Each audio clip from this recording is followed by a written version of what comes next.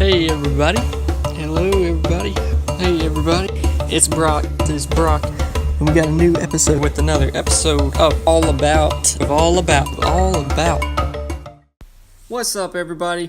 It's Brock and you are here with another episode of All About. Today we are learning about one of the best cleanup crew guys you can add to your tank, but he can get pretty bulldozer over in your tank. This guy is a turbo snail. There is so many different kind of breeds of turbo snails. Right now you're seeing a zebra run through the tank. There are zebras, there's Mexican turbo snails, Astraea turbo snails, and even chestnut turbo snails. And I'm sure there's even more. The list goes on and on and on. But overall, this dude is a beast in killing some algae.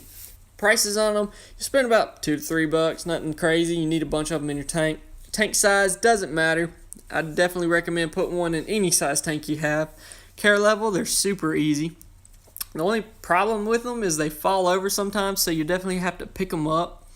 Reef compatible is yes, but he can knock over your corals if they're not glued. I've had plenty of problems with them knocking them over, and I got to put them back up there, but I've recently found some really good reef glue that I use, so he doesn't mess with them anymore. Temperature, keep it 72 to 78, DKH 8 to 12, pH 8.1 to 8.4, and your salinity 1.023 to 1.025.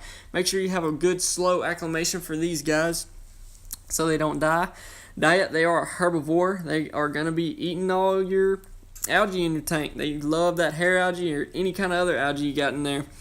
Max size, it's really just dependent on the shell they're in, but normally you hit like a solid 2 inches on the snail. Compatibility, just ask.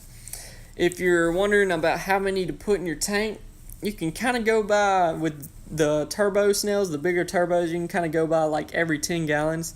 I have 5 of them in my 75 gallon, and that's plenty. They get plenty of it done. My tank's kind of too clean for them sometimes. There's not enough algae for them.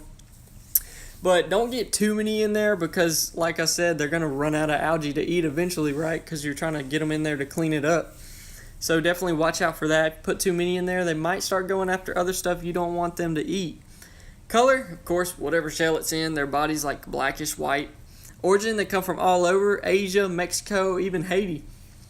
And if you're wanting one that's not going to knock over your corals, Astraea, however you want to say it, snails are really good to get because they're tiny and they don't knock stuff over. They're just too small to do it, really. But you do have to get more.